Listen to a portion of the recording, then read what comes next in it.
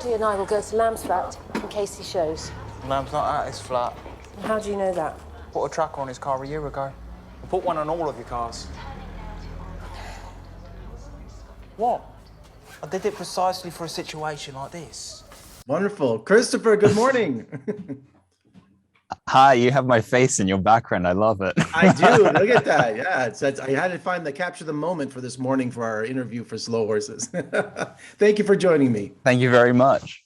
So, Thank you for having me. Horse, my pleasure. You know, I love the show, and it's very exciting. It's fun. It's very British, which I love. You know, so tell me, what kind of place is Slough House? Slough House is the place where you get put when you've done something to completely mess up your career, for want of a better word.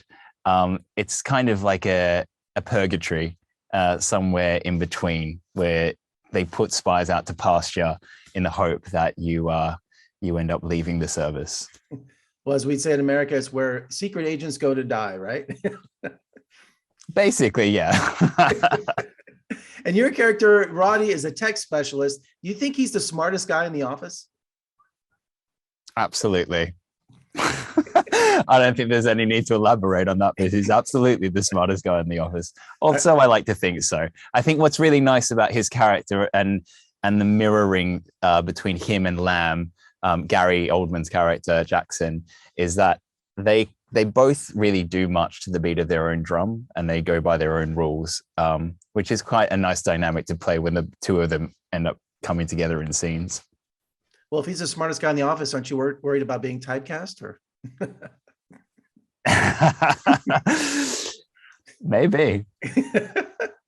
I love how he's always pumped for information by other agents, but he can be vindictive too, huh? You got to stay on his good side.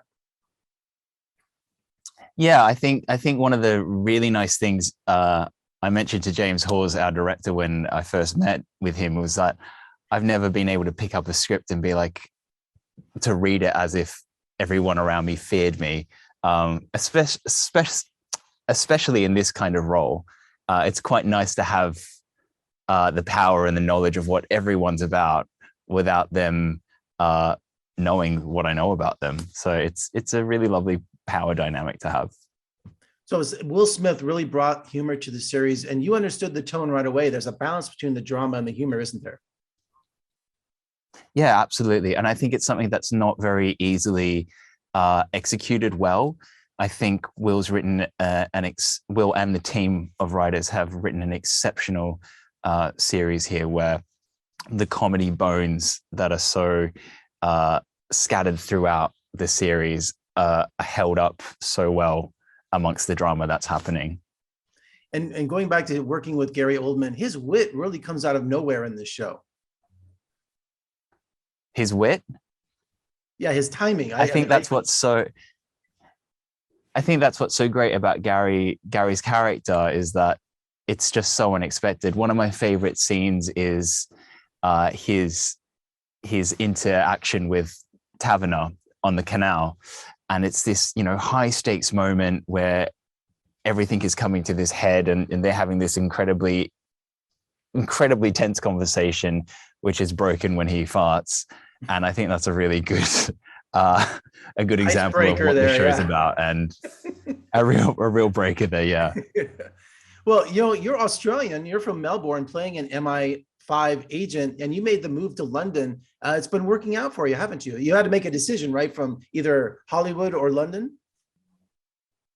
Yeah, I mean, I think, my mother's Irish, and I've always kind of traveled back and forth between Europe and Australia since being a kid, and I loved it here.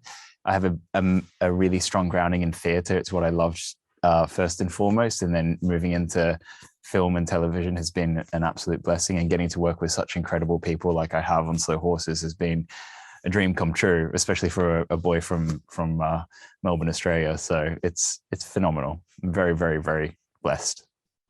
Well, congratulations, Christopher, on a wonderful show. I appreciate your time this morning. And when you have a chance, come visit us in Las Vegas. We'd love to have you.